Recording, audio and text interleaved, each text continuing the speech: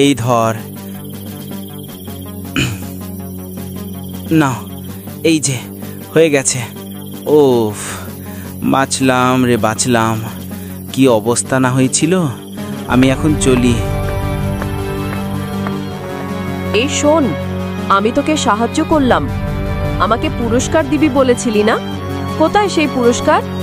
পুরস্কার? তোর মাথা কি ঠিক আছে? তোর মাথা আমার মুখে ঢুকেছিল। আমি যে তোকে খাইনি সেটাই তোর ভাগ্যের ব্যাপার। সরে যা এখান থেকে, না হলে খেয়ে ফেলবো।